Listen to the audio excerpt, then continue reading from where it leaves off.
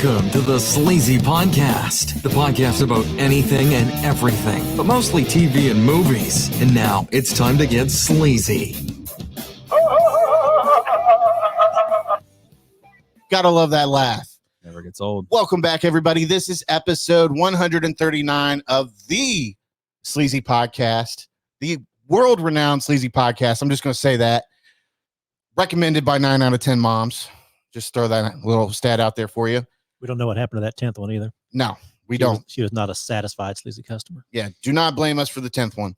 But anyways, tonight, obviously I'm your host, Sleazy, but tonight I'm joined by Mr. PBS. Hello. The Pitbull, Robzilla. Hello. You know why we call him the Pitbull now after talking to him a little bit before the show, don't you? Aggressive. But we have a special guest tonight, Mr. Brandon Talley. And this is a longtime friend of mine. He was actually my camp counselor, and then we worked together at the same camp. I became a counselor.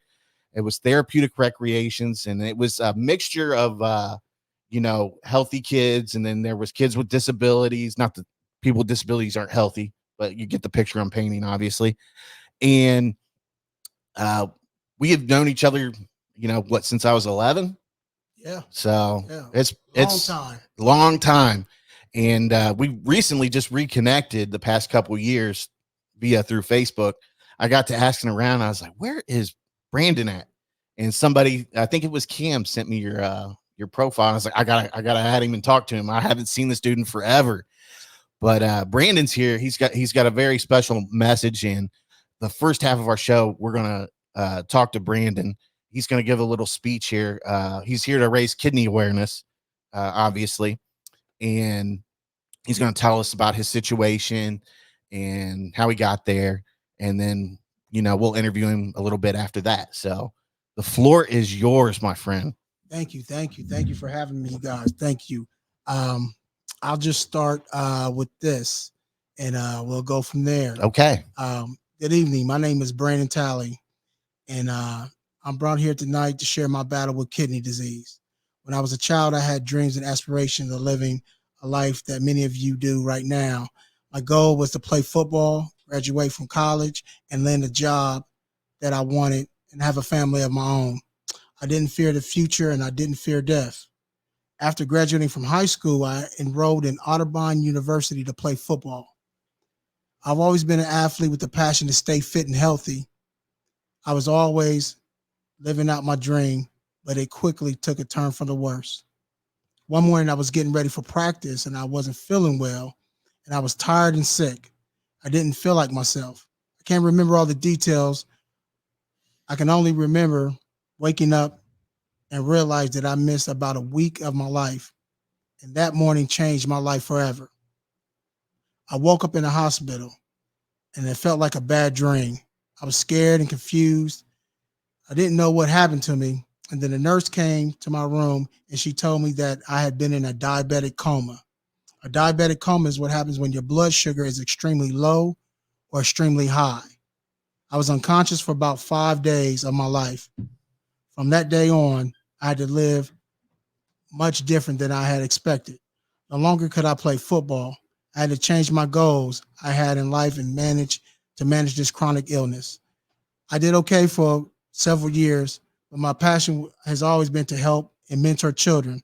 For over 20 years, I worked at a local recreation center downtown and eventually became a teacher for the Columbus City schools. My life wasn't exactly what I wanted to be, but I was doing okay. I was making a difference in the lives of others. I had a purpose. And then my life took another turn.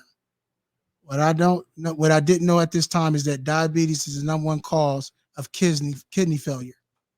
Not only was my pancreas not working well enough, but my kidneys were shutting down. I began to feel weak, tired, and had a hard time concentrating. And then one day I ended up back in the hospital, and I was told that I needed to start dialysis immediately. I had no idea what dialysis was. No one prepped me for this, and I didn't know what I was about to experience. I didn't realize that the toxins in my blood were poisoning me to death. That's what your kidneys do. They remove the waste and blood untreated. You will eventually die. The doctors inserted a fistula into my body An AV fistula is a blood vessel made wider and stronger to handle the needles and to allow the blood flow to return from the dialysis machines back into your body. The dialysis machines removes the blood that cleans your body and then it returns it back. No one prepared me what was to come next. When you start dialysis, your body goes through shock. Your blood pressure drops is a common side effect of hemodialysis. Low blood pressure is accompanied by shortness of breath and abdominal cramps, muscle cramp, nausea, and vomiting. I had all those symptoms. I felt like the ultimate hawk tied down. As soon as the cramping went into effect, I became someone I didn't know. I tried to escape the pain that I was feeling by ripping the tubes and wires that were connected to my body. By doing so, the needles dug deeper into my skin, causing blood to gush all over the side of my arm. It looked like I was the lead actor in a horror movie. Some Carrie action there. Yes, it was awful. Sounds like it. No longer did I have the freedom I once had, and I was dependent on a machine to keep me alive. In these past couple of years, everything that had been taken away from me. No longer could I teach or work. Diabetes and kidney failure affected my eyesight. I'm considered legally handicapped. I don't have the energy I once had, and I find myself depressed and in this deep hole, not knowing how to get out. My family and children moved away. I don't even know what life is supposed to look like anymore. And while I wish I could sit here and tell you guys a warm, fuzzy story about how I'm doing, but I have to face the realization that every day I might not live. Death is certainly knocking on my door. There's no cure for kidney failure. The average wait time for a kidney transplant is 5 to 10 years. And I wouldn't just need a kidney or a pancreas, but I would need a donor. And how can I afford the transplant? I mean, I don't have unlimited funds to pay for medication. And when you leave here, when you guys get off this podcast tonight, you guys will go back home. I'll go back to my truck where I live. So why am I here? Why am I saying this? I always wanted to help my community and others, and I don't know how my story is going to end, but I'm sharing my story tonight that it might just inspire one person to become an organ donor or another. You might be able to help, might not be able to help me personally, but you might be able to help somebody in my situation. Brandon Talley. Well done. Standing ovation, please. It's a great speech. I actually listened to that at your video that somebody posted. What was it? A kidney dinner or something? It was a kidney gala. It's Gala for Life by the Kidney Foundation. It was a wonderful thing. My parents were there. My parents are my number one support. They're my fans. I couldn't do this without my mom and dad. I couldn't. I think a lot of people would say that in life, but especially in your situation, you know. Yeah. And man, you know, you'd stop by the Columbus Toy and Game Show, and I was so shocked to see you. You were the last person I expected to see. Well, I have a presence about myself, Eric. You know that. Yeah, yeah. Come know. walking down the aisle, looking at me. I shot right up. I was like, Brandon. And but anyways, so you know, you worked at Columbus Recreation and Parks, Therapeutic Recreation. Then you went to the front desk at Schiller, and that was a nightmare for everybody at the camp because we couldn't keep the kids away from you. You know, everybody loves Brandon, and there would be days where we had to have staff meetings to keep the kids away from Brandon because they would come down and just sit with him in the front desk. And it was a problem. You know, your boss was probably mad. And well, you know what? It was, here you go. It was kind of different because, you know, I did my time with Therapeutic Rep and I wanted to move on because I started working the indoor season. Right. Therapeutic was only in the summer. Yeah. So I just stayed on the whole year and worked, and just that 1 year turned to 25.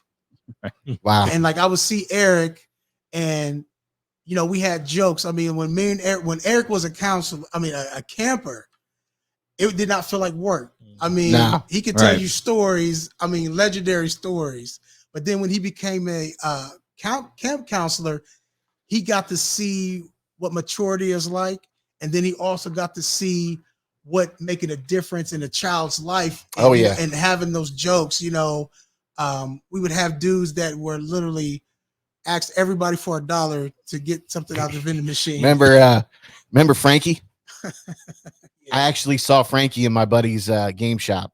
What? Out in Tuttle. He recognized me standing behind the counter, and he walks up and he goes, "Eric, blah, blah, blah, blah, blah." And he shouted off my old address, my phone number, Yeah. and my birthday. Yeah. And I was like, well, I hadn't seen him in like 20 years. Yeah. So, that's what kind of, impact you have on these kids. They remember you forever, it seems like. Mm-hmm. Or he's been using your information for some Netflix or something. Yeah, he's been applying the credit cards and stuff. I see you changed your password. Where'd this purchase come from? I see you changed your password on your Netflix. We need to talk about that. Right. Yeah. I'm like, I wonder why I have to keep calling Credit Karma and challenging stuff every month. But no, that's, you get the feel of it. It was a fun. When I look back at some of the best times of my life, I always go back to my summers at Schiller with Therapeutic Rec. We went swimming every morning. Then you would go back, you'd have lunch, and there'd be some activity lined up in the afternoon. And then after that, you'd play basketball. I got to tell you, that was some endurance during those summers because you were tired at 6:00. Yeah. And my, the summer going into my senior year, I did that and Kroger. And I've never been so tired before in my life, dude. It was hard that summer, but it was fun. I still had fun. And some of the best people I know I met through Therapeutic Rec. And I really believe Brandon kept me out of trouble as a teen, I appreciate it. Yeah. I really feel like I would have had a different path had I had free time during the summer and walked around the streets doing, You street walker. Yeah. Cause when you have idle time, you find stuff to get into and you meet the wrong people. Idle time is the devil's playground. Exactly. That's what it is. And I really feel like Brandon was a big reason why I kept coming back. And then after you, it was Cam. And when I worked with Cam and Jessica and all them, I had so much fun. It was a relaxed atmosphere, but I want to say if we worked 8 hours, 7.5 was laughing. Yeah. 7.5 was laughing. Oh, yeah. The other 30 minutes was filling out a timesheet. I say it had to be at least some kind of paperwork. And after that, it was all fun. From going swimming to, we would go out to Camp Mary Orton. Yeah. We actually go to the zoo. Oh, yeah. The fair. We went to the fair a bunch of times. So just imagine, somebody throwing a corn dog across the and you know who did it, but the person who did it is about to get in trouble by, a Sasquatch. And you're like, you got to explain to them, here's the deal. Please just go have fun. Yeah. And it was like that every minute. But we stayed the night on the Santa Maria 4 years in a row or something like that. We stayed on the Santa Maria during a thunderstorm. Ooh. So they had to move everybody to the cabinet where the workers who cleaned up and kept their personal belongings to. Yeah. So there was personal belongings in this cabin with 30 people who have all kinds of different medical issues. Yeah. And it's a thunderstorm. Yeah. And there were like 2 kids that were afraid of lightning. Oh, yeah. So we didn't sleep. Right. Me and Eric laughed and we had pillow fights and we did things that we shouldn't be doing, like going outside. But it was fun. It didn't feel like work. Right. It didn't feel like work. Pillow fights. How and then they intimate that sounds. I know. They took all the people that worked their stuff, like with their stuff to go home. Yeah. Oh. Yeah. And put that down, Frankie. You don't give need you that. an idea. Yeah. Give you an idea of what we were dealing with. We had kids with autism, Down syndrome. They would be the spectrum in the wheelchair. There was, behavioral issues as far as throwing fits, like fighting you every day, I'll see you tomorrow. Yeah. There would be times where we tell kids to get out of the pool and it would be a fight for 45 minutes just to get them dressed, and you think you'd have them dressed and then all of a sudden they're running out naked, jumping into the pool. And you're like, what is going on here? My God. And finally you get it all under control. You get back and you have lunch and they're cool for a couple, about an hour or two. And then it's right back to where it was. And then as soon as they can go home, they're cool as can be. Yeah. I have fun today. See you tomorrow. Yeah, see you Thanks tomorrow. for bet you had tolerating fun. me. I appreciate it. I actually wrote Mary Beth about a year or two ago. I emailed her and I said, hey, I'm not sure if you remember me, but I just wanted to thank you. You kept me out of trouble all those years, and you're very lenient with me, at times, because, there was a couple summers I didn't start until like camp was like 2 weeks in or something like that, Yeah, but like I said, it was a learning experience. And she was always grateful and very, giving to me. And it was like, don't worry about it. Just come to work when you can. And, from there, it was just like, once you were there, you were hers, until the summer ended. But Your ass belongs they to always needed help. So it was like, Yeah. oh, don't worry. You can come, you can't make training. Don't worry. We'll let you come in a couple weeks later. But and I got an email back for her. She goes, oh, of course I remember you. You think you want to volunteer at volleyball in a couple weeks? And I'm like, no. No, thank you. I did my Damn it. time. I volunteered my year and then I worked like 4 or 5. I mean, it was insane, but super good. But, you grew up in the south side of Columbus, obviously. I say I'm from the south end. I don't know what you say. I say Parsons Ave. Okay, Parsons Parsons Ave. Okay, but south end still. And you went to South High School, right? South High School. Graduated from there. Went to Audubon, played football there. And then in that period between college, I was doing therapeutic. Yeah. And then I ended up doing park and recreation. And then I got a job at the Columbus City Schools as a peak teacher Okay. at Seabird Elementary School. So a lot of the kids that I seen in school, I had at the rec center. So I was very blessed. I've only had 2 jobs my whole life: recreation and park and Columbus City Schools. They have the same insurance, a lot of the same benefits. Yeah. And I stayed in that neighborhood, and I tried to use my voice and use who I am to say, hey, I come from the same street that you guys come from. I come from the same block. All the schools that I went to have been destroyed. Heil Elementary, Barrett, South had all been destroyed within 10 years and built condos. So that goes to show you what they thought about my education. Here I am going to college and coming back to the same neighborhood and trying to give back. And, kids like Eric, I'm at Schiller every day. You see kids, and sometimes we wouldn't even work. We would just sit on the bench and just talk. Oh yeah. It's kind of like what we're doing now. We just sit there and Right there up front. right up front, have a podcast, and anybody could join in, and anybody was welcome. And and no one looked this way, nobody looked that way, nobody got mad at something somebody said, and it's about sharing. Yeah. Absolutely. Like I said, I look back and those are definitely some of the funnest times of my life, and I'm so grateful to it. I'm grateful for you, obviously, and I don't think I'd be in a different path if I hadn't met you, I think, and so it's very special for me to have you on here. Believe it or not, guys, I used to pick Eric up and do the Ultimate Warrior bench press and throw him into the deep end because he couldn't swim. Oh, and I can swim. And his shorts would come down. Yeah, I could swim. So you had a little crackage showing. The shorts thing might have happened, but I can swim. And he would hate that I could throw him that far in the pool. And he's like, dude.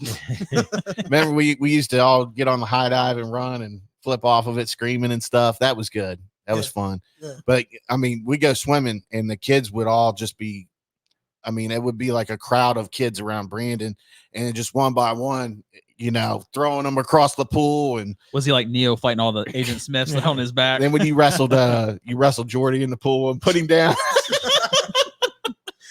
Jordy wanted to be my nemesis. He did. He thought he could take you, and you were like, no. He thought he was Megatron. Yeah. No. He put it into him quick. Everybody saw it. It was one of them days where somebody got humbled, I'll get you tomorrow. But anyway, so you went to South. You played football at South, obviously, in your speech there. I didn't realize you went to college to play football too. Mm-hmm. Did you get hurt in college or something? No, actually what happened was I was getting ready to play and my kidney shut down, and I was paralyzed from the waist down. When your kidneys stop functioning abruptly, you lose your lower extremity. So I couldn't walk. So I literally was in my bed. I fell on the floor, and I was on the floor for 4 hours during the game because all my roommates played football At the Right. game. Yeah. And so when they came back, they were like, dude, the coach, everybody's mad. You didn't come and play. We needed you. We lost because of you. Woo, woo, woo. I was like, you guys got to call the emergency. You got to call the emergency. It's like, do you not see me It's- laying on the ground here? And then my parents were in Tampa Bay. So imagine being a parent getting this call and saying that your son is going through this, and they thought that I had brain damage. Oh my Because God. here I am, a college football player in Mhm. tip-top shape, and they can't figure anything what's the matter. And I went into that coma. I remember my dad coming in, holding my hand and praying, and I was going through a CAT scan, and I was in and out of consciousness. So when I woke up, the lady said, hey, you've been in a diabetic coma. You have diabetes. She said this was the last thing that she tried before they were going to do a brain scan because they couldn't figure out what was wrong. Right. So she did my blood sugar. My sugar was like 600, Oh, and it had been 600 the whole time I had been unconscious. So Rob for knows all days- about those sugar like numbers. 550. Yeah. So you know how that is. Yeah. You cannot move, you can't talk, you can't think, and you think it's the end of the world. And that's where it was for me. So when I came to, I got myself together, and I slowly start working back out. And then a friend of mine, he said, hey man, you work at the rec center and you good with kids. You ever thought about going into the schools and teaching and working? And I was like, I don't know. One of the parents, their grandsons played basketball on my team, and she said, the school that the boys go to, they need a PEAK teacher. I said, what is that? She said, keep people out of trouble. The worst job in the school. Yeah. I said, what is it? What is that? So I had went and interviewed with a lady I call my sister, Mrs. AW, and she just like embraced me. That Sieber family embraced me, and it's been home. It still is home, and I had some good times there, and they support me and looking for a kidney and all the things that I'm going through. And I met some wonderful people there, and I can't say enough about Sieber at all. I wouldn't be half the man that I am now if it wasn't for Sieber. A lot of who I am comes from my father. I mean, I'd never seen my dad cry. My mom, sometimes she gets, she trips, Okay. Yeah. It's a mom.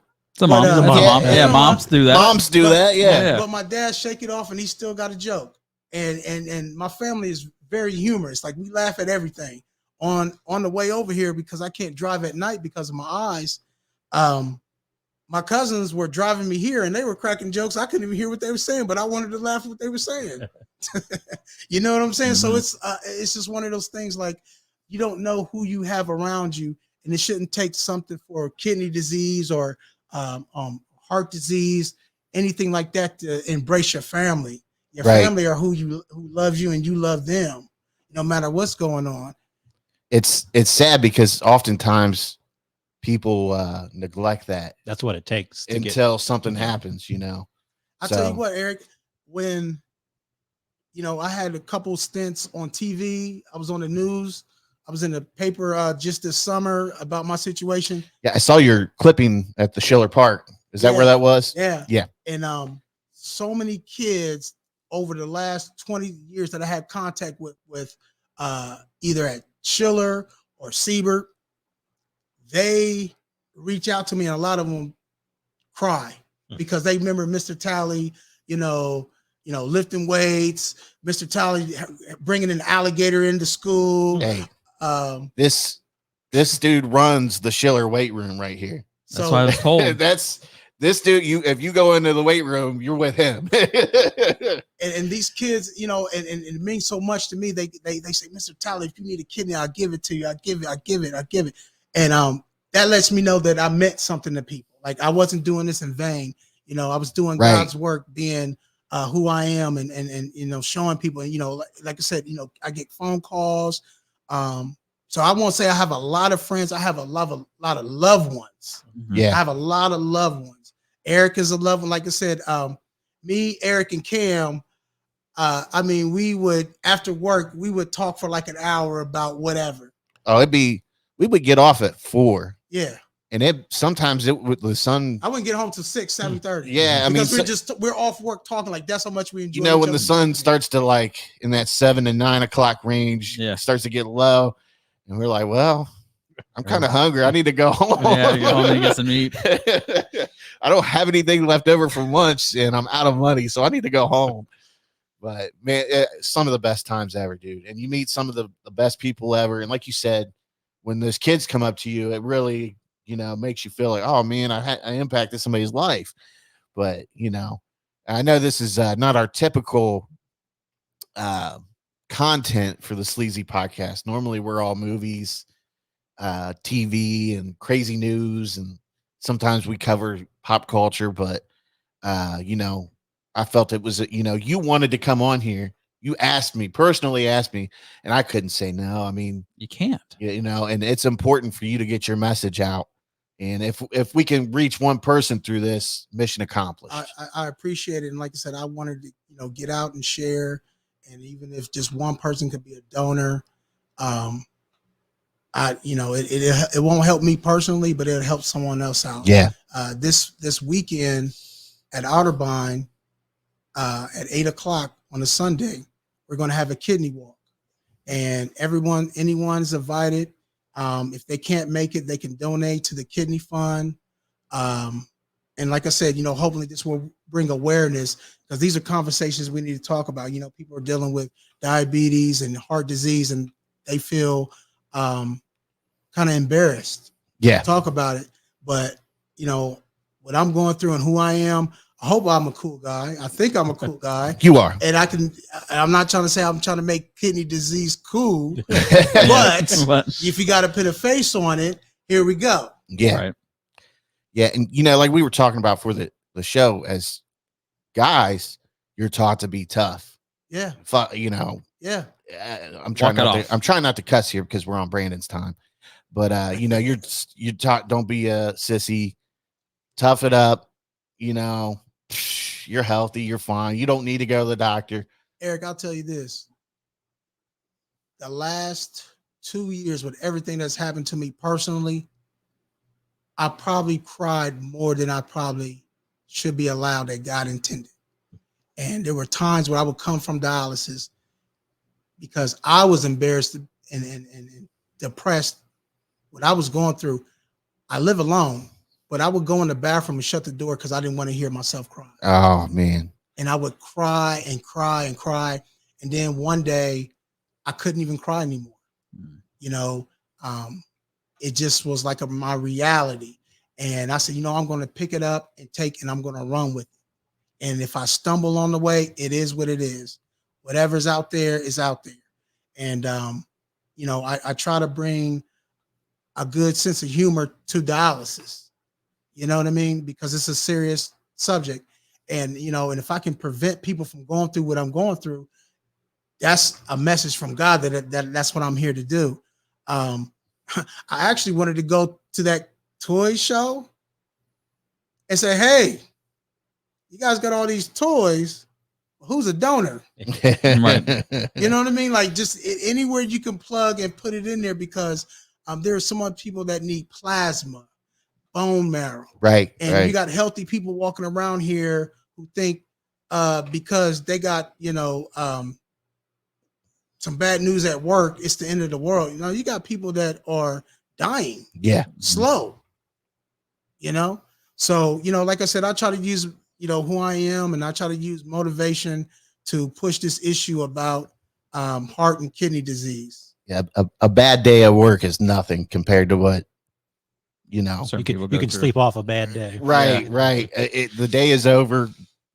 Move past it. Just keep going. But, and, you know, coming back to our discussion earlier, and, you know, there's a quote by the Buddha, and the trouble is you always think you have time. Yeah. And, you know, I'm sure you've come to the realization, like, I need to make the best of my time every single day, every minute, every hour. And, yeah, you know, it's true. I have 2 small children that are in Orlando, and Man, look at you. How many kids you got now? I've got 3. My oldest son is 21 years old, and he's in the Navy. He's in Japan. So that's where he's at. And then my 2 younger children, they're in Orlando with their mother. But I feel that being on dialysis, having this kidney disease, is robbing me from being a father. Yeah. I feel like I've been robbed from being a father. And I you do your best, and you get up and you grind and you grind. And not to use that cliche, I do it for my children, but that's what it's about for me. Right. And, you've got a reason to live, know. Yeah. And like I said, it's like this happened so fast, and it just slid so far. I mean, before I got sick, we were going to different weight rooms around the city and around Columbus, and we would say, "Hey, who's your strongest guy in the weight room?" And guys, tough guys. Oh, I can do this and that. So I would put 400 on the bench, 400 on the squat, and pull 400 on the deadlift, and I'll do it in a minute. So I give you $100 if you can do that. And so from going from that, to this, it's humbling. Yeah. I mean, it's humbling. I mean, there were times when I first started dialysis, I couldn't even tie my shoe because I was out of breath. It took me an hour just to take a shower because I didn't have the energy to do it. They say that dialysis is really tough. Yeah, very tough. And I mean, you told me at the toy show, you're still running 3 miles a day, Yes. lifting weights 3 times a week. Yes. Yes. And You are an inspiration, my friend. Yeah. I just want to tell you that, I try to always get a daily walk in. And sometimes, like you said, you have a bad day at work. You don't want to fucking deal with it, Excuse my language here. But and the other day I thought to myself, I wasn't going to walk. And I was like, man, Brandon's running 3 miles a day with kidney failure. I can't. I do it before dialysis. Yeah. Let me emphasize that. I do it before dialysis because when you get done with your treatment, you don't know how your treatment is going to go. Right. Sometimes you cramp. Sometimes your blood pressure drops and you pass out. Oh, man. And then they have to do what they have to do to get you back. And then sometimes your stomach can literally turn inside out because you have blood in your stomach that they're dialyzing out of your body and putting it in a machine. So being a diabetic, you have to eat, but you don't feel like eating because you don't have a stomach. Right. What do? Yeah. And like, these are things that happen to you every day. And there's some people that are in dialysis that have no legs. So you're not blessed like I am to go to the refrigerator or drive to Kroger's. They have to wait till somebody brings it there while they're going through this. So, I try to speak up and advocate for those people. So, hopefully we can get some people out this weekend to the kidney walk and help us celebrate, help us live. This is the closest thing to a dialysis holiday. And I'm upset with Columbus for not putting it on TV. Yeah, that's normally when there's any type of walk, they're all over it. And yeah, you know what I mean? Yeah. So I don't know. Maybe next year, if we have this conversation, you guys have me back, it'll look totally different. Let's hope so. Thanks to the Sleazy Podcast. Hey, I'll tell you, tell anybody this. I'm not really a religious person, but you are in my thoughts and prayers daily, nightly. So, but yeah, thank you for coming on. I mean, I don't know how long you want to stay.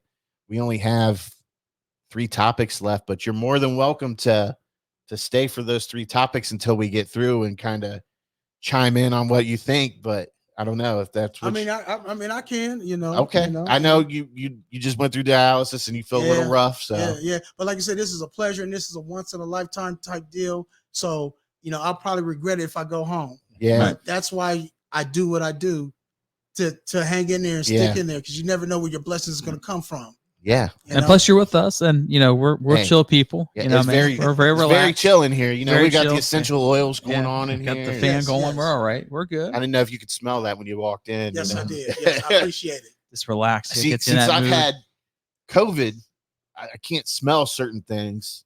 I'm noticing it a couple months later. I had COVID the last week of June and the first week of July. Yeah, like just got over it just in time. Just in time, yeah.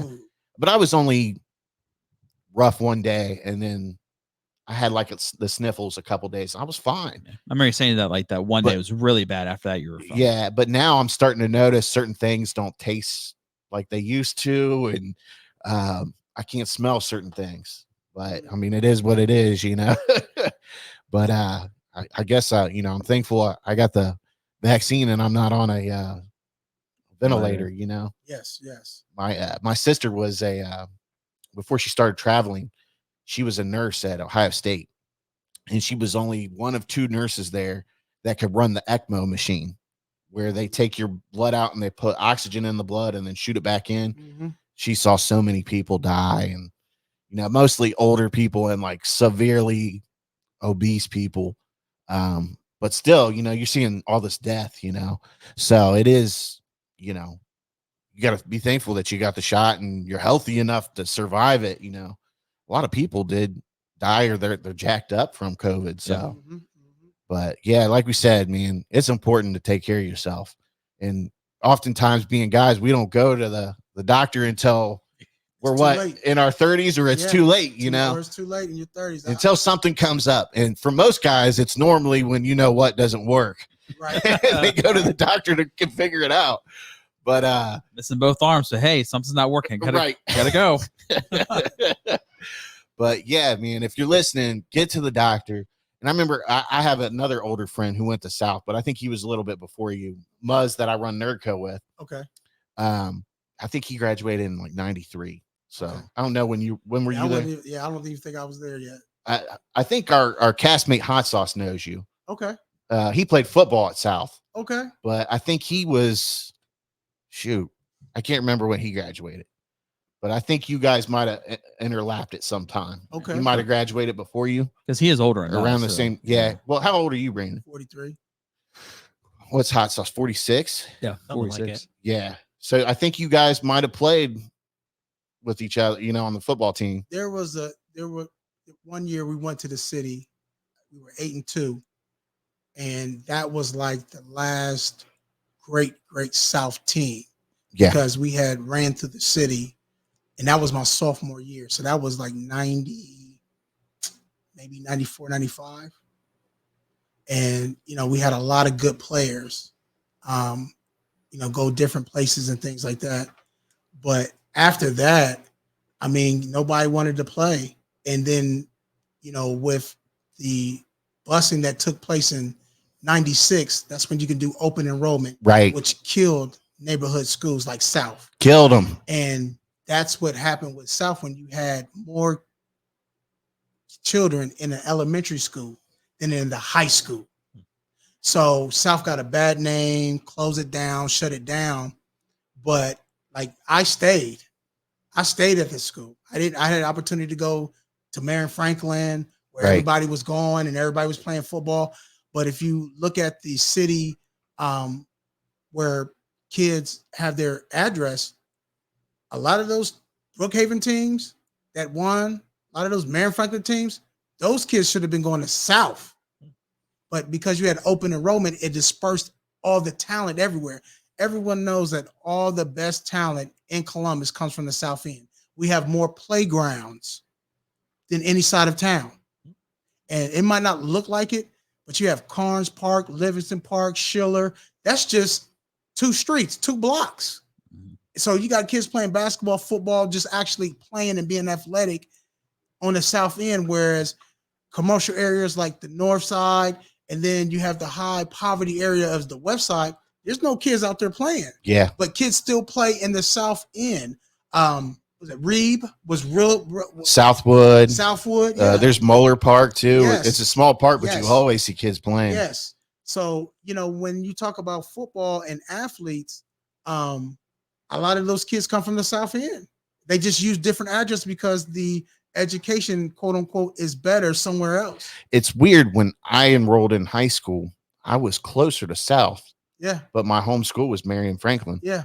So I rode the bus to Marion Franklin. It was like a zip code thing. And like I said, they zoned it off, but they, you know, they do what they do. But, you know, now you're getting this influx with South become a science academy. You're having kids go there and doing really well there. And like I said, I'm an alumni of South High School. You know, I tell everybody that, you know, I went to South High School, and look at me now. If you think that you can't do it, look what I did.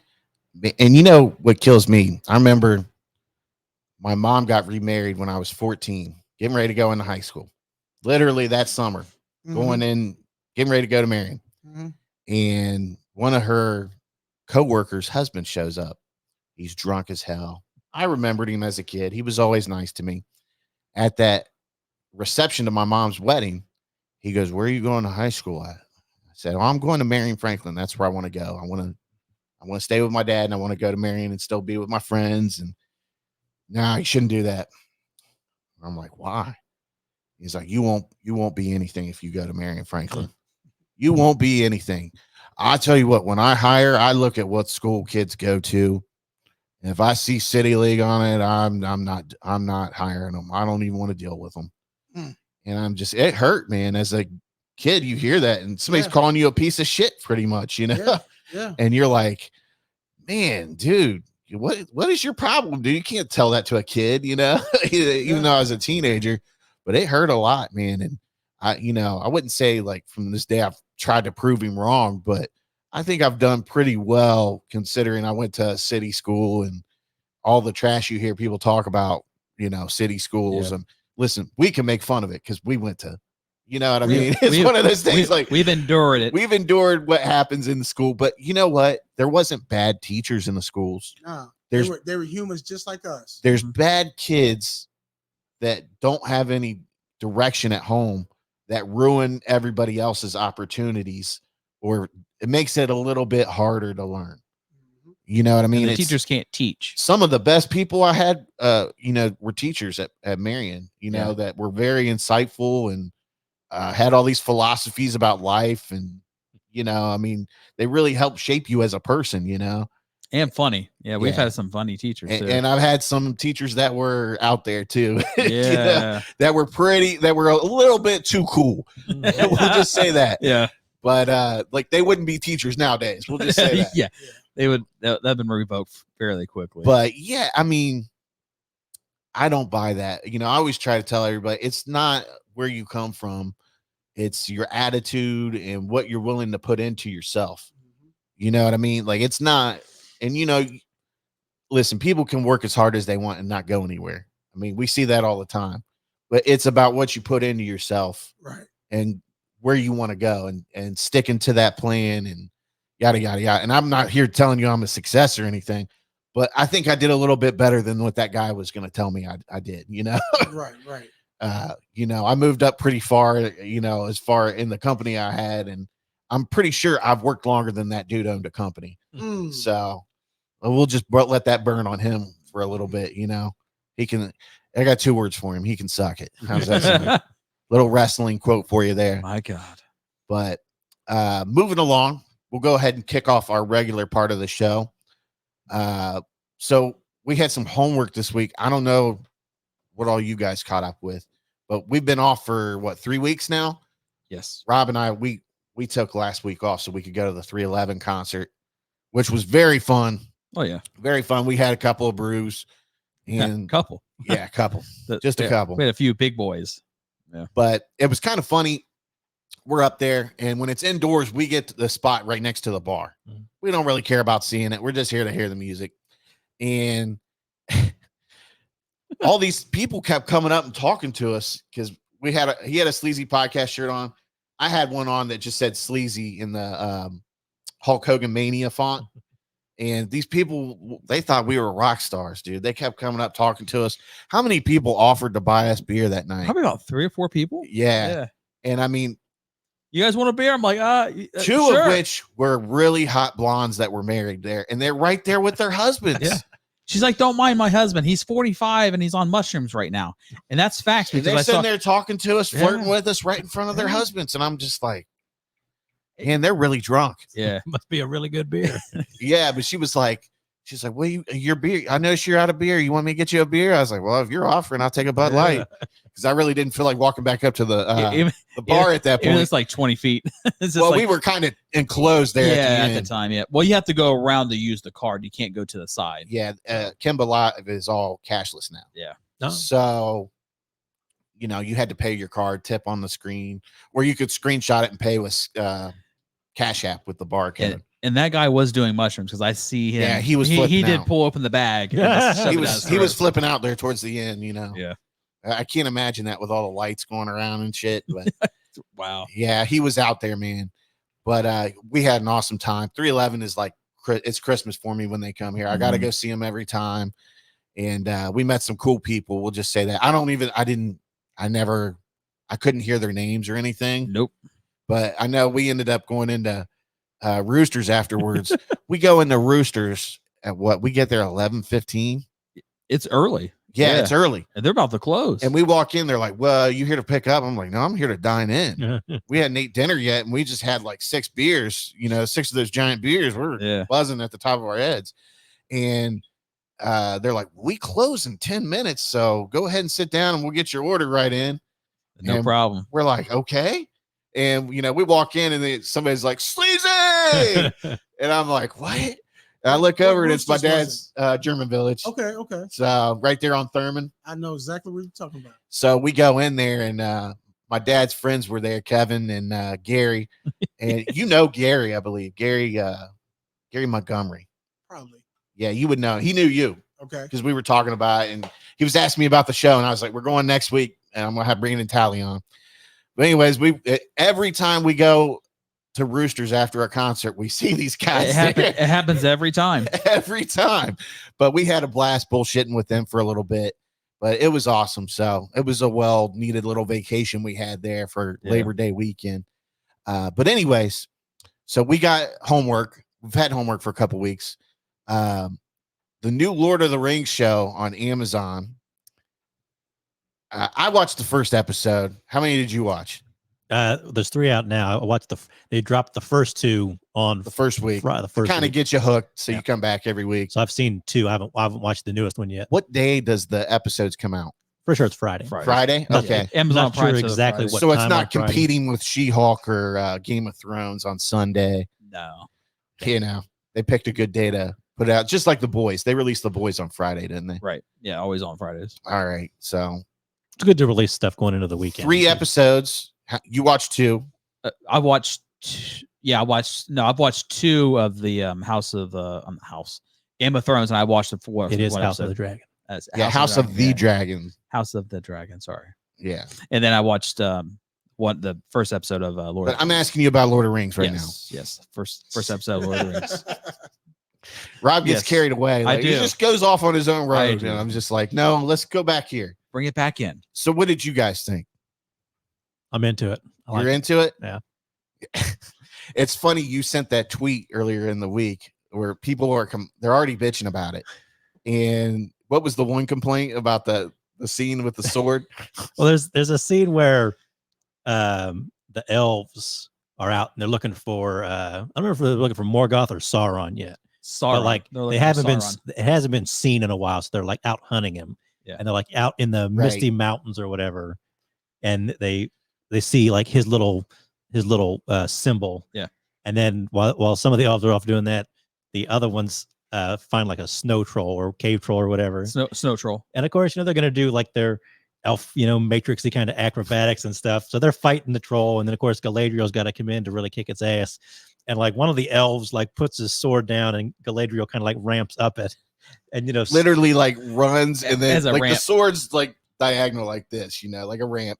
Literally like runs and jumps off the sword and like flips over and just starts tearing this troll up, dude. And the elf is that small.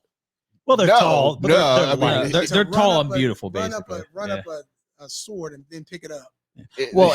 She had their own sword. Yeah, and these are like kind of like longer, like broadswords almost that they're carrying. Yeah, but they're elves. They're magical. Swords. They're light. They're doing they're their light acrobatic and things. But pointed ears. Somebody on Twitter that was one of their problems. Like, I can't believe that a sword would bend if you're going to wrap up a sword to fight in a snow troll. He sends this tweet earlier in the week, and he's like, "These people complaining about this." He's like, "Have some legitimate criticism."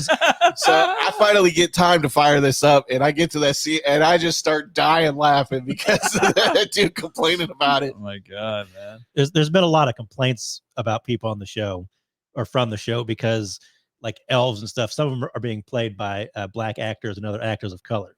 and they're mainly been played by white actors in the past. Yeah. So it's really irking a lot of people for some reason. So a It's lot of Middle Earth. Yeah. So somebody said that too. He's like, it's a fucking fantasy. You can do anything you want. I'm like, so that's a lot of true. people are kind of getting on it about that, and they're looking for other reasons to nitpick things about it, which is fine. You know, if you don't like a show, you don't like a show. Yeah. But they'll be like, I saw one, I called it like the kitchen sink tweet. Like, I hated the cinematography, the CGI, the directing, the acting, the best boy grip, and black people being elves. You're like, wait a minute. Sounds like here. you went through a lot of stuff just to get to that one at the end. It sounds like you're just racist. Sir. Yeah.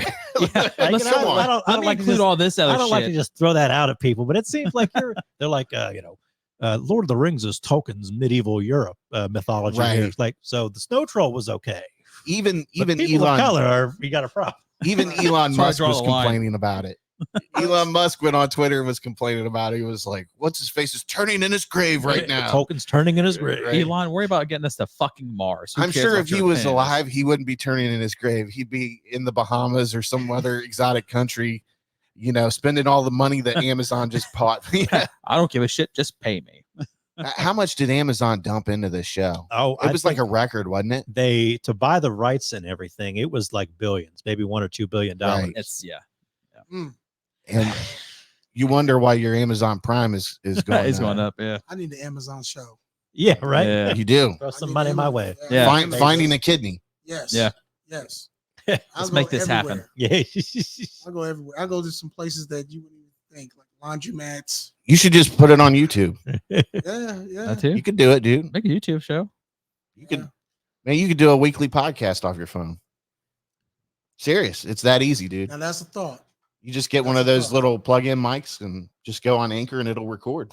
I'll probably get into a lot of fights though. Hey, That too.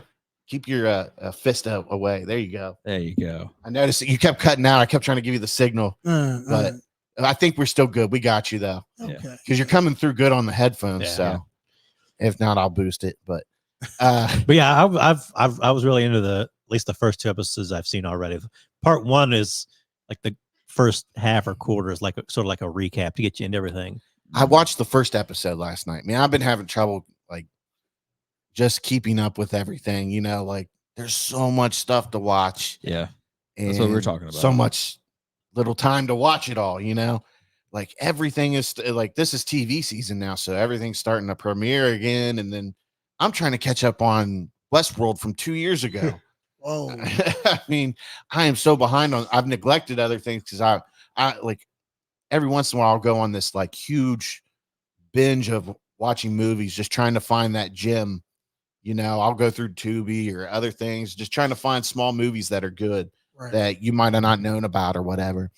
But so I finally get time. I got time to watch the first episode, and you know I laughed my ass off at that sword part. But I had a hard time like staying into it. You know, like the action is phenomenal. That person that complained about the cinematography, full.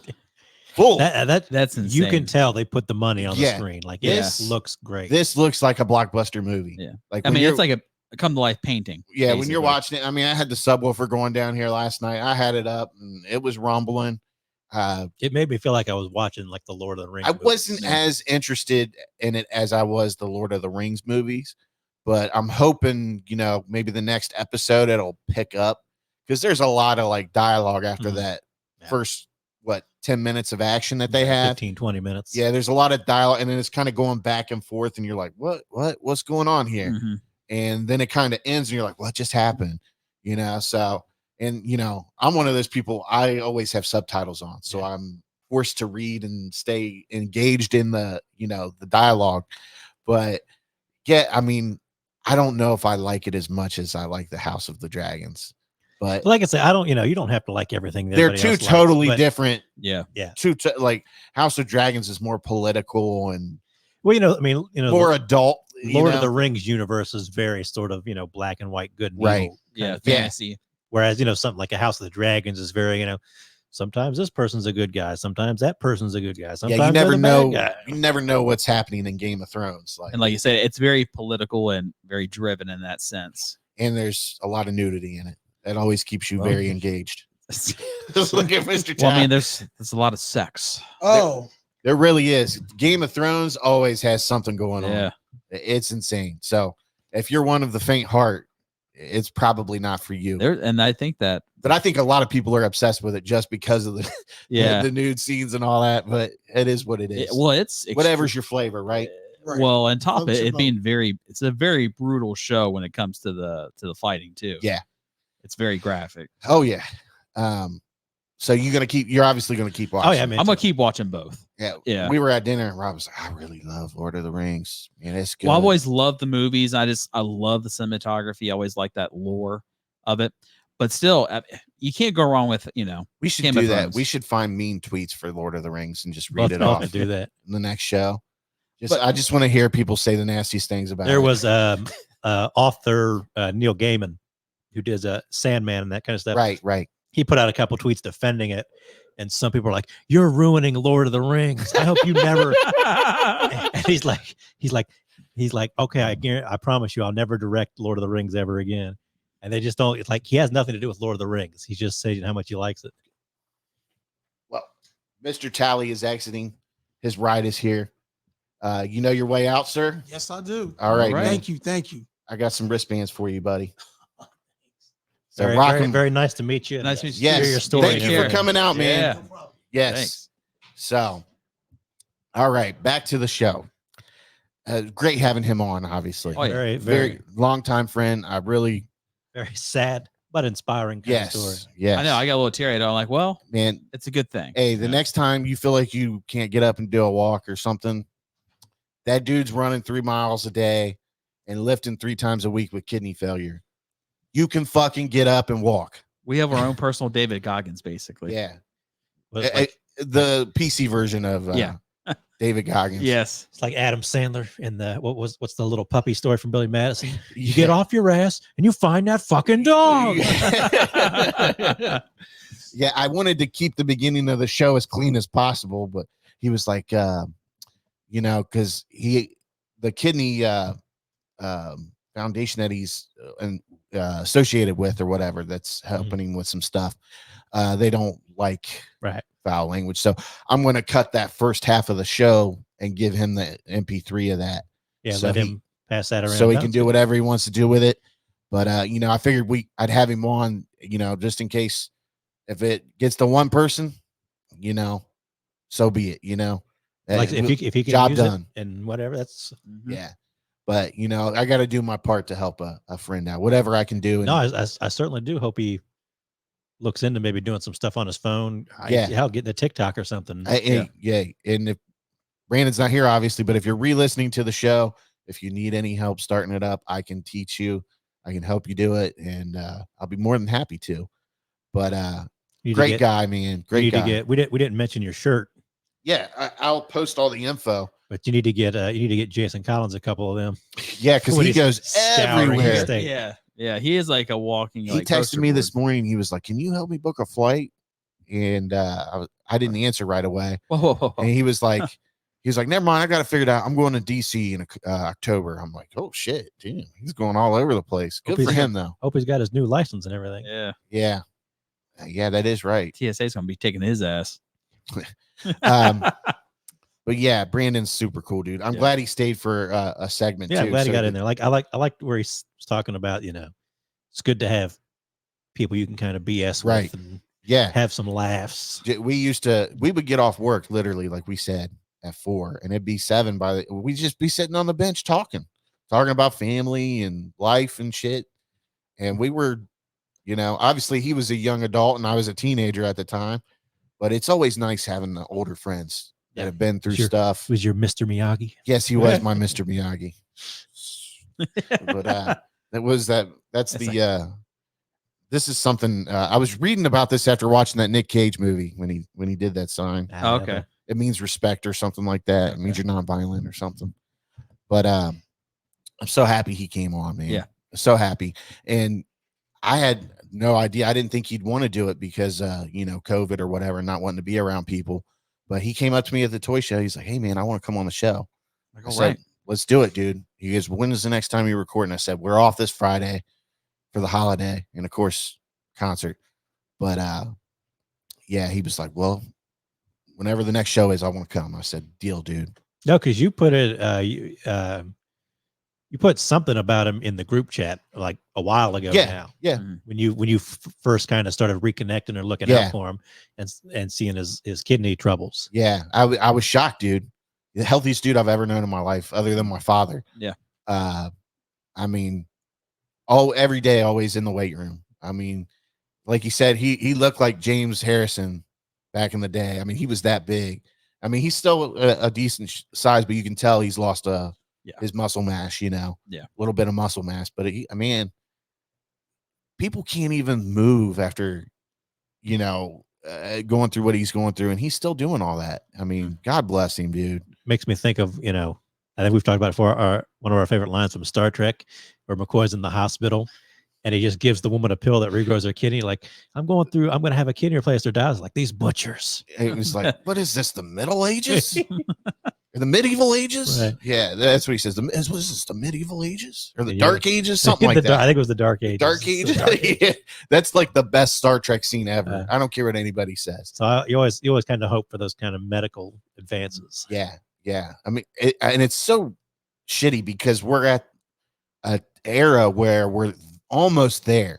Yeah. Like they can grow organs, and they've got this serum that they can wash your cells in to get your body to accept it as if it's your own. But all that stuff's in development right now. And even when it becomes available, it's a question, do you got the money? Yeah. The insurance and the money. That's the shitty thing. And we so pay for all that fucking research. NIH, National Institute of Health. Yeah. It's sad, man. It's sad how much we get screwed. But back to the show. So you guys all like Lord of the Rings. I'm a little iffy on it, but I'm gonna commit to it. I'm gonna watch it all the way. It is one of the criticisms I have seen. It is kind of slow. Yeah. Not I wouldn't say it's not like it doesn't drag anything, but it's just kind of like there's 2 episodes, now 3, and there's only 8 episodes in the season. Had I not had my CPAP machine this past Thursday, gotten on that, I probably would have fallen asleep through it. Well, and but plus, luckily I'm re-energized. I'm back, baby. And plus, I think with this, because it is a series, so they're kind of like dragging it out and going more in depth of the story. Now with the movies, they kind of bring the action and building the story. Well, it's tough for them because when they initially bought it, everybody thought, oh, they're getting the rights to like the Silmarillion, so they'll have like all this lore and whatever. But really, they only got the rights to the Lord of the Rings and like the appendices in Lord of the Rings, which there's some like timelines and chronologies. So there's like a whole bunch of stuff for them to fill in and work with, but they can't necessarily get super specific on some things because they don't have the rights for it.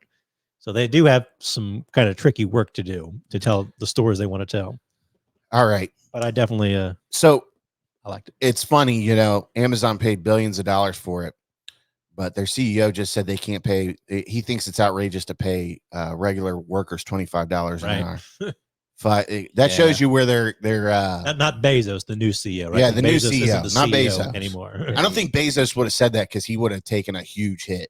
I don't know. I don't think he ever was like very public, really. No, yeah. Obviously he did his rocket ships and all that, but when they started taking heat for their low wages and stuff, he was like, "We can't do that. We've got to be ahead of the game." Right. He was like, "Amazon will pay good wages," and that's when they went to what, $15 an hour, which isn't shit now. Yeah, it was kind of okay back when they first, because they were, like you said, they were ahead of the curve. Yeah, we're talking what, 2 or 3 years ago, but now it's nothing. It's nothing now. You better up that up to about 24, buddy. Yeah, I mean, I really think $23 or $24 an hour should be the minimum wage. Well, I think I saw somebody did like the the math for it. We should be making like $26, $27 an hour or something. When, like yeah, when you account everything. Yeah, it depends on how production. You look at it. If you look at if the number is always something like if worker pay kept up with CEO pay, they'd be making like $30 or $40 or $50 an hour or something like that. If it just kept up with productivity, it'd be almost $30 an hour. If it just kept up with inflation, it'd be in the 20s already or something like that. Yeah, I think that was one I saw with the inflation's like 20 to 20 something. It sucks. Like We're just in one of those periods where a revolution needs to happen to get things back to normal. I love it every time I see like a Starbucks unionizes or something like that. Yeah, I enjoy it quite well I too. Can't remember his name. Christopher Smalls might be his name. He's the one kind of unionizing some of the Amazon warehouses. The guy in New York.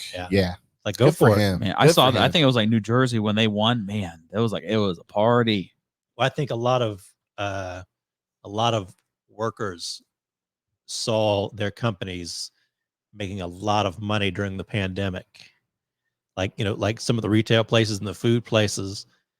And they said, wait a minute, they're getting all this money. And here's what I'm getting. Wait a minute. Yeah, Like, you're getting wait, back up. you're getting screwed. It really hit them. Yeah. All right. So moving along, HBO Max's House of the Dragons, the Game of Thrones prequel, which is, everybody thinks that it's competition for, Lord of the Rings or whatever. It's a totally different show. Yeah. There's literally, like you said, there's literally too much to watch. Yeah. Yeah. You almost kind of hope a show's Have bad you- so you don't have to watch. So you watched, Oh, yeah, I'm caught up. what, 3 episodes now? I'm caught up. I've got 2 episodes. Man, I fucking love Game of Thrones. I'm always like, the first night it came out, I was like so pumped. I posted I was watching. I was like, it's time for dragons and titties. And it delivered dragons and titties big time. But I mean, do they not do a great job at casting these people in Game of Thrones? Because I think it's Yeah. the same showrunner, isn't it? No. It's not. It is They somebody that was involved or something. So who were the 2 guys for Game of Thrones? It was like D&B or DB or whatever. I can't remember. Benioff and Wise or whatever they were. The guys who kind of screwed it all up so they could go do Star Wars and then not do Star Wars. Right. So they don't have anything to do with the show anymore. They were like the main guys. So I think they brought George R.R. Martin back in to kind of be a consultant on the show.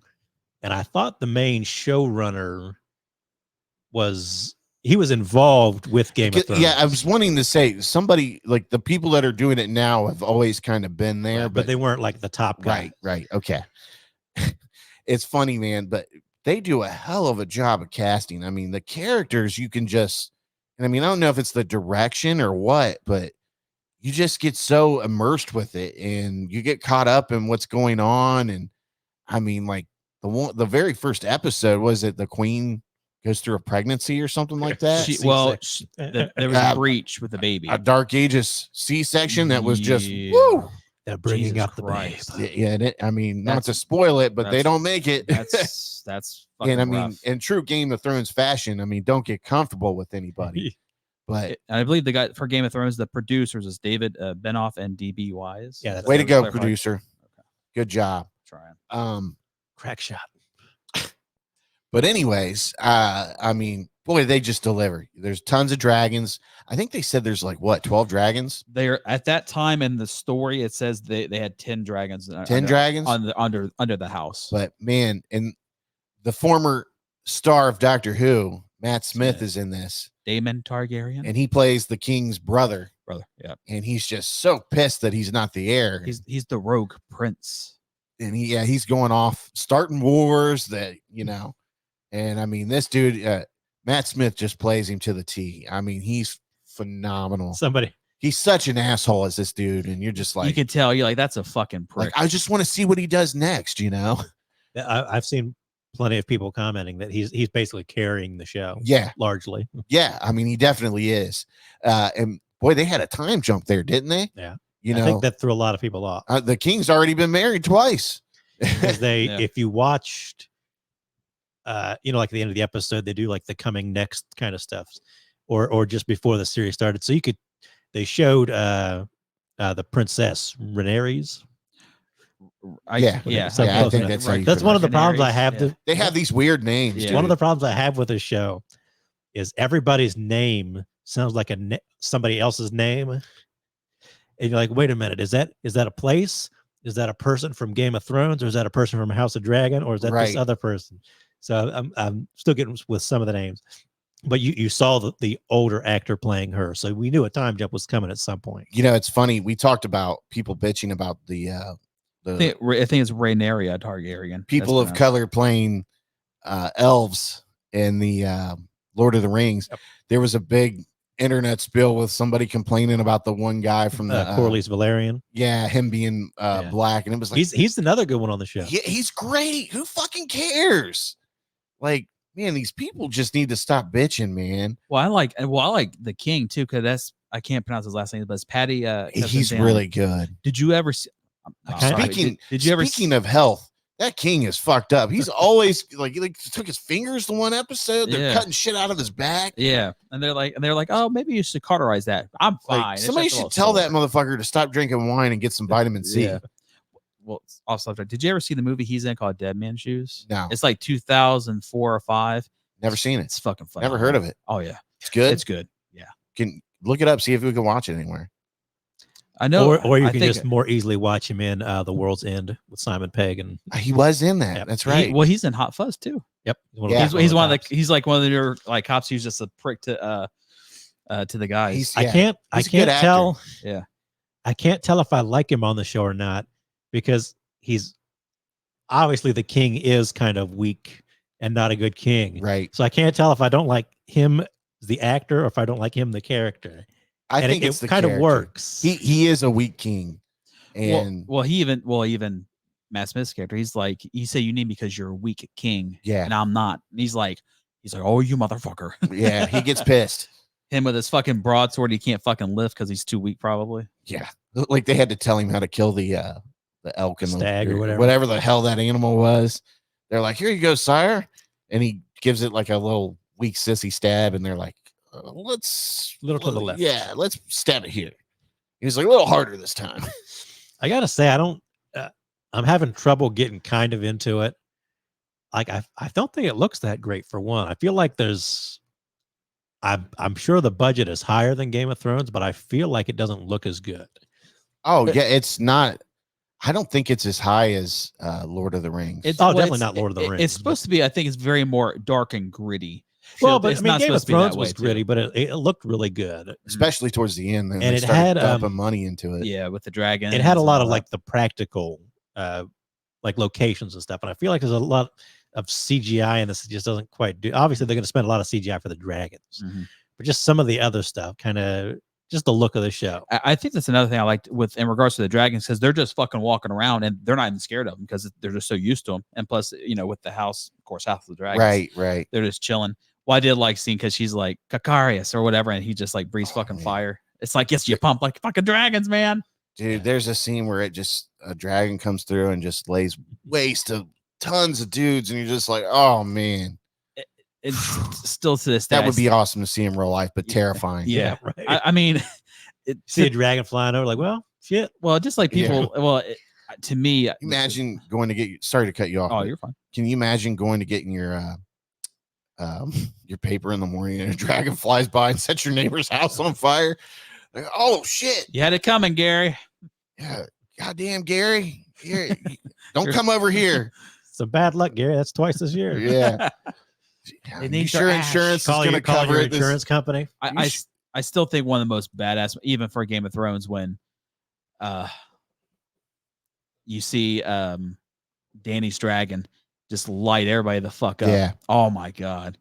That And was then- a great scene. And then man. Jamie was charging at it, and then you hear oh my god. What was they called him the dwarf? I forget his name. The Tyrion? right- yeah. He's like, you stupid motherfucker. And he's Yeah. like, dude, so good. I've watched that maybe 10, 15 times. It's just a good episode. Man, yeah. Game of Thrones, I loved it, man. I did like it till the end, even though it was a little disappointing. Yeah. It was. I mean, those first 5 seasons were solid. Great. Yeah. Definitely great. But I'm enjoying House of the Dragon, and it's like Sunday is like it's Game of Thrones time. Sorry. Well, I'm still curious what they're going to do with because they're making another one with Jon Snow, what yeah. they're going to do like his story basically after That's if Discovery Yeah, doesn't whatever. cancel Doesn't it and claim cancel it it. on their taxes. Yeah. Assholes. Well, it just makes you wonder what's going to happen with his story if they're going to bring anybody else back, like his brother who's now the king, and if you're going to have anybody else from his family show up. Right. And Yeah. then for Dead Man's Shoes, you can be seen on Crackle, Pluto TV. Pluto's free. Yep, Pluto's free, Crackle's free. But yeah, I remember watching that. It's 2004. I remember watching it, and probably that year I remember renting it or going to the video Yeah. store and getting it. I was like, that looks It's an interesting. old movie. It is old movie, It's but I think crazy to it's say one that. of It's those- almost 20 years old. Yeah, God. it's one of the, Oh, and I think that's the first movie I ever saw him in. God, just rip my heart out right now. Right. We yeah. graduated in what, 03? Yeah. You were 04? Oh, Yeah. Life hits you fast, buddy. It's terrible. I'm It trying is. to remember what other movie he was in. The Girl with All the Gifts. He was in that one too. I don't remember that one. We watched it at Chet's at Muzz's. Did we? Yeah, I don't remember. I fell asleep during it. 'Cause I didn't fucking care. That's a very ringing endorsement. Yeah. Yeah, you can. I don't remember it, and I fell asleep. during it. Yeah. Well, it's just like the ending of it. I was like, "What the fuck is this, man?" I don't know. That's just annoying. Oh man. So the other part of our homework, I think I'm the only one that completed it, Yeah, was The Black Phone. It's now streaming on Peacock Network. which you told me and I forgot about. You see, I give this dude, and he's you always got the Peacock too, Rob? The Yeah, premium? I got to speak. he's like, I'm so dedicated to the show. Oh, you got it for you probably got it for WWE Network, don't you? And I did. Well, I also got But it for when Halloween Kills came out as well. I can't watch the things we're supposed to talk about though. I'm so busy. There's a new movie coming out. I want to fall asleep to. I think I need to take a nap. I gotta rewatch that Game of Thrones episode again. Let me watch this shitty movie on Burn them Amazon alive! Prime. Burn them alive! This movie has 30% approval rating. Let's watch it. I did end up watching one fucking crazy I movie. don't want to fucking hear it anymore. You can't watch the shit that we need to talk about. Oh, I was just saying. I'll smack you right now. Now I did watch one movie that you did want to watch as well. What's the old that? school Intruder movie. Yeah, I think I've seen that. It's Though. so Haven't bad. I? It's so bad. It's good. Yeah, There's a couple kill scenes that's pretty graphic for it back in the time. but anyways, so The Black Phone, starring Ethan Hawke, and this movie was really hyped up. Mhm. I was excited to watch it. You know, it was very entertained me for the evening, but It's from director Scott Derrickson, who did Sinister, yeah, it's did- kind of his first. did the But- first Doctor Strange. It's in his re-entry into the horror genre. It's not really horror though. I don't remember if it was Hot Sauce who said it or if I saw it somewhere else. They said it's very like borderline, almost kind of YA. Yeah, like remember that movie with Mark Wahlberg where his neighbor's the serial killer? That doesn't ring a bell. And his daughter goes disappearing and The Lovely Bones. yeah, No, yeah. that- I felt like it was the Lovely Bones with a kid trapped in a basement that was, like these siblings, they have like they're like, what's her face? Lorraine from what's the haunting movies? The Conjurings. Yeah, the Warren, Conjuring. Lorraine Warren. Okay, so they're psychic or they can talk to the they can dead or see yeah, dead. like the whole movie is, Ethan Hawke plays this guy that's driving around in a black van. It's called The Grabber, isn't he? Yeah, the grabber. And these kids start disappearing. And you get to a point in the movie where they interview this guy and he's high on cocaine, but he knows more than the cops do. Like the cops are terrible in this movie. And I just, even for the time that it's in the 70s, I'll say, was it like mid to late 70s, maybe? yeah, like 77 or 78. I can't imagine the cops being that terrible. And this kid's trapped in the basement, obviously. It's been soundproofed. Ethan Hawke knows what he's doing. He's a professional kid killer. He's professional. Yeah. He's a professional. He's proficient. He's the John Wayne Gacy of this movie. And he wears this stupid mask. And, like he kidnaps the kids, but he waits upstairs for them to come out. Like he leaves the door unlocked to kind of test them to see if they'll come out so he can beat the shit out of them. And he beats them until they're, whatever. I'm probably spoiling too much of the movie. But I think that's kind of the general gist. you can catch the vibe of the movie from the preview, you Yeah. know. I felt like it was way overhyped and like it was good, but it wasn't great. And it wasn't really horror. It was kind of something that fell in between. And I don't know. Like I just had a couple problems with the end of the movie. Like this guy's snatching kids up and they talk about black balloons and a black van in the movie. But at the, I don't even want to say it, but there's a part in the movie where you realize like it's always been out in plain sight. Mhm. and you're just like, what the fuck? Like, are the people of this town that terrible? And are the cops that fucking awful? And I was just like, the ending just didn't really make it for me, like, Would you say it didn't grab you? yes, it did not grab me, and Those puns. man, he fucks those kids up too. Like, he doesn't just grab them. Like he He uses the balloons to kind of like bait them into the van.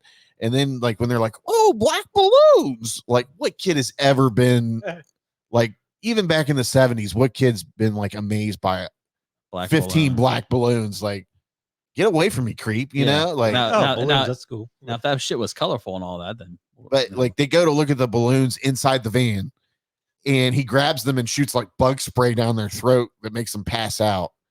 And they're all fucked up, and they wake up in this basement, and they're but and there wasn't a lot of, I get what they were going for. They were going for less is more. And there just wasn't a lot of character build up to Ethan Hawke's character, even though we got the issue. But why is he kidnapping these kids? Like, so there's no depth to his there's character. no depth at all. Like, it's just this dude in a mask that occasionally brings this kid a Sprite and a food, I mean, and people can make the argument about Michael Myers, but even so, there's a more in depth with Michael Myers. We know what well. happened to Michael Myers off the first 10 minutes of the first movie. Yeah. We don't know what this dude's issue is, or you know what I mean? But like you literally, like, it starts with a baseball game, and then it starts with a kid getting kidnapped a couple days later or something. And then it just time jumps a little bit. But I don't know. I mean, yeah, watch it. I mean, it's not a bad movie. It's just okay, but it's not. It's just okay. Like, I gave it 3 out of 5 stars on Letterboxd, but I saw where some people were giving it 4.5, almost 5. 5 stars. I'm like, really? You just don't understand the genre. I feel like I've watched this. You don't understand cinema. Like, I feel like I watched this movie before in some fashion. Well, then you just, like you said, them Lovely Bones. You feel like it's something like that. It kind of gave me a vibe like that. Where obviously the phone rings and the kid's talking to the former kids down there. That from the trailer. And I don't know, man. It was just, like, I was interested in it. But then, once I got done watching it, I started thinking about it. I was like, man, they were just, it's just some issues. Yeah. Like, and it's funny because it's not a bad movie, but there's just certain things you think about after you watch it. Like, really? What happens with a lot of movies too? These cops are that fucking stupid. Like, how many kids have disappeared in the same area? Like, no one thinks to put a patrol out, to catch this guy. Did they even set a curfew? No, dude. It's like nothing's going on in the town. Oh, You just, like, the kids are in their living room and the dad gets a call like, hey, Billy, did you know blah, blah, blah, blah, blah? Yeah, he's a friend from school. He just hangs the phone up and he's like, damn, another one. He didn't even say that. Like, there's no connection. Like, the kids just kind of like assume the worst, But I'm curious, I guess, because it's based on a short story from Owen Hill, Stephen King's son. yeah, So do you feel like it's just like a short story that they kind of yeah, stretched out? Yep. and they just add You depth just to said it best. Yeah. I mean, it felt like it. I feel like it would have worked better as a show. Yeah.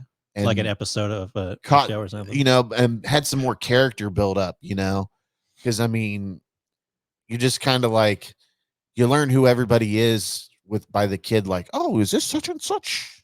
Blah, blah, blah, blah, blah. Like, when he's talking to him, and like when these kids are communicating with him, they don't remember who they are, except for one kid. One kid does. So it doesn't make any sense, Like, why do the other kids remember, but this, or the other kids don't remember, but this kid does? Like, maybe I'm missing something.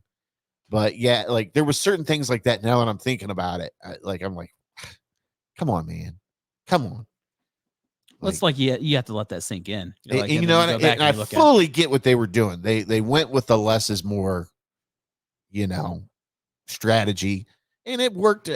For most people that don't think about stuff like we think when we watch movies, it's probably a phenomenal movie. But for me, it was just okay. Right. Slightly better than your average movie. Mhm. So, but that's all I have to say about the Black Phone. hopefully I don't ruin your guys'. No, It's viewing. still on my list to check out. Yeah. Yeah, I mean, if you're free one night, you got nothing to watch, put it on and have a good time. But I just had no K time watching it. It happens. It's torturing me thinking about it now. Like all the things that I need you to answer my fucking question. like. I really want to sit down with the people that made it. Like, what were you thinking with this scene at the end? There's times that you would like to do that too. Like, Yeah. like what was you thinking? Did when you did guys this just or not have that? time to do certain things, Or did you say, well, fuck it, we just ran out you of just time? didn't think about it? I mean, listen, I don't think I'm being as bad as the guy complaining about the sword in Lord of the Rings. That dude can get fucked. I saw that and I was like, man, that's kind of fucking cool. Well, I was Right, like, yeah, like it looks good. yeah, Like, well, and what makes you think like they don't have some like awesome steel that makes them able to do that doesn't bend? well, just like you have to think, Game of Thrones, they have Valerian steel. You know what I mean? So why wouldn't elves have some Vibranium and yeah. X-Men? Like, do you Yeah. think people could ramp off Wolverine's claws?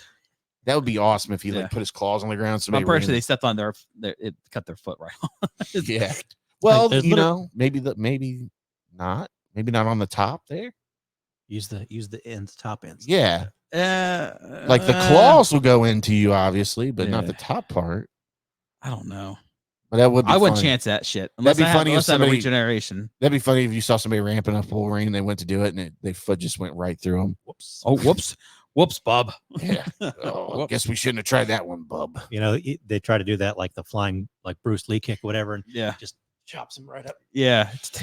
And It's like, well, I used to have a leg there. what thought was interesting with that before we go, but it's like I said, I never see them use any kind of like broadswords because that's like straight, almost like a elf broadsword, and even in the Lord of the Rings movies, they're kind of like more curved bladed, but this is like straight up like barbarian. Well, there's literally a scene in Lord of the Rings where Legolas is walking on top of snow. Yeah, So it's not like and he slides down on the fucking shield. like from you a know orc. I don't mind picking out little plot holes or weird things like that, but like this is fantasy here. It's literally the fantasy genre. And We're talking about elves and Yeah. shit and magic, bro. Yeah. Grow up. Like Grow up, really? like you're gonna watch Speed and be like, that bus would never make that jump. Like, yeah, no shit. No It's Speed. shit. Okay. You know why? It's fucking cinema. But Okay. you know what? It's entertaining, folks. Yeah. It's No. like watching, Fast and the Furious movies.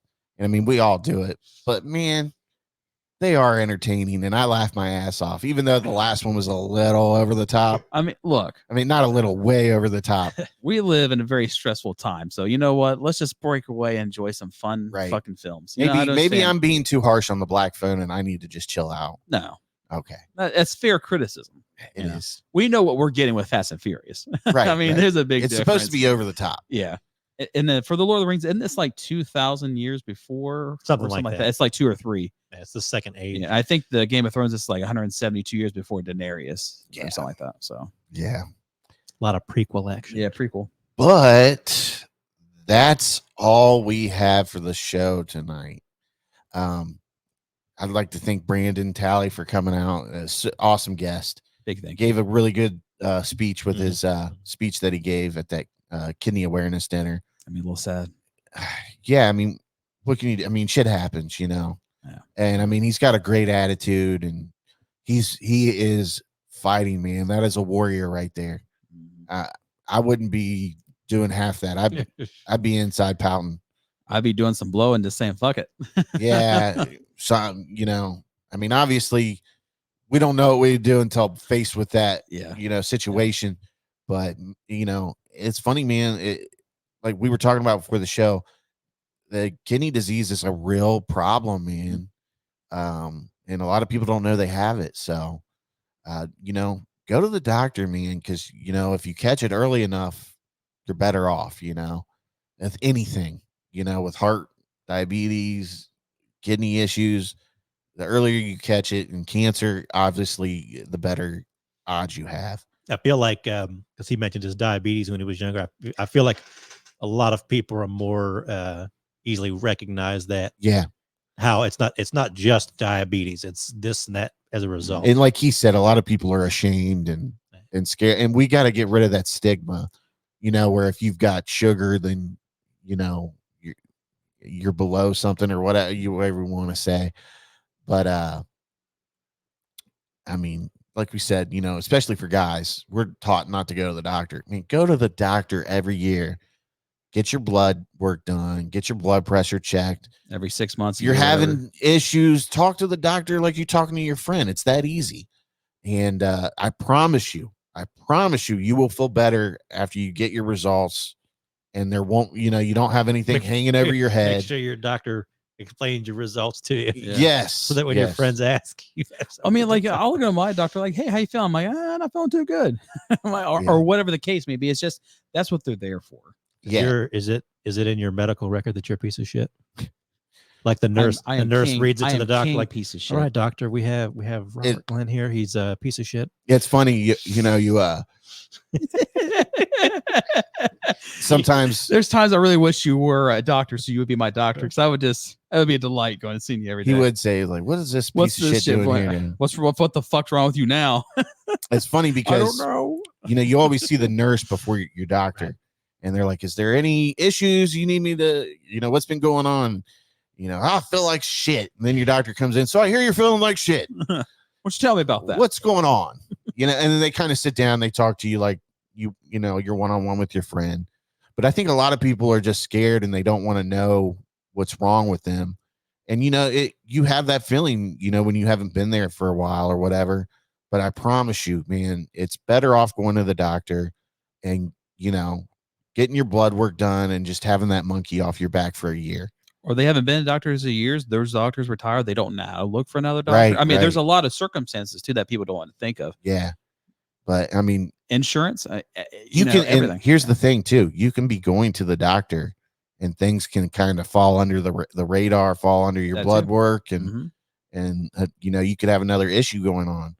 And so, I mean, it's still important to go to the doctor, you know, I mean, things happen, but yeah, once again, Brandon was really solid. I mean, it was nice reminiscing with him about our days at Schiller, and I really hope things work out for him. I hope he finds a donor at some, you know, I think, you know, listening to him talk, it sounds like a bunch of people have already, but it's about finding that match, you know, it's not just anybody can give it, you know, you got to find the right blood type and all that. And I'll write that on our info, at the end of the show or whatever in the show info. But that's all we have, you know. So hopefully you guys enjoy the show, and hopefully you got some knowledge on kidney disease, and hopefully it inspires somebody to take care of themselves, you know. But as always, keep it sleazy. Thanks for listening to the Sleazy Podcast. Make sure you hit the subscribe button and remember, listen to Sleazy.